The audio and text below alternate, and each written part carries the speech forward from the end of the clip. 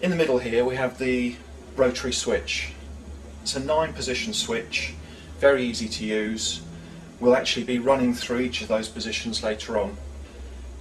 You have 4 function buttons: send, pump, backlight, and also the on-off button.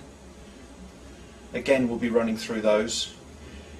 These 3 buttons also have a second function: scroll up, scroll down and enter.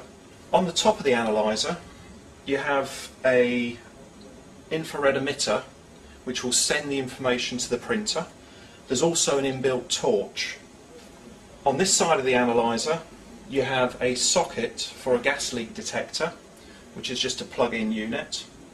Coming a bit further down, again on the side of the analyser, you'll be able to see a white filter, which is the particle filter. Here we have the water trap, which will take out any condensate to make sure that the sample of gas going to the analyser is a clean, dry sample.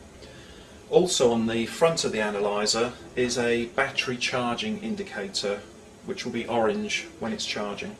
If we look at the connections on the bottom of the analyser, you've got 2 connections for temperature. Now these are T1 and T2.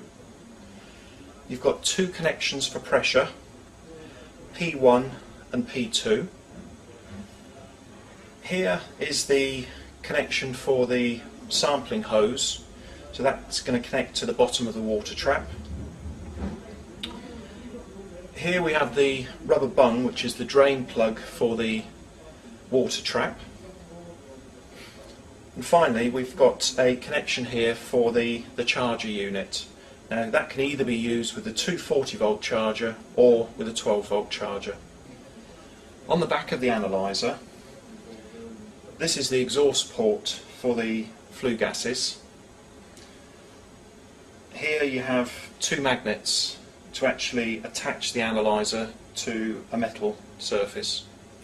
To change the batteries or to change the particle filter, you must first remove the rubber boot. The easiest way to do this is to remove it at the top and then pull the analyser up away from the boot. On the back of the analyser, this is the battery compartment. Just undo the cover and you can get to the AA batteries. Also on the side of the analyser you can see the particle filter. To check this we need to remove this whole assembly and you can get to the filter. It's actually the middle of the filter that gets dirty first. So if that filter was blocked,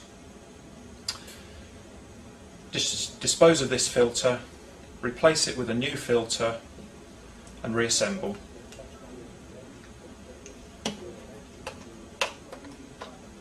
Also, while we've got the rubber boot off, you can also see on the bottom of the instrument these connections are actually marked up as T1, T2, P1 and P2.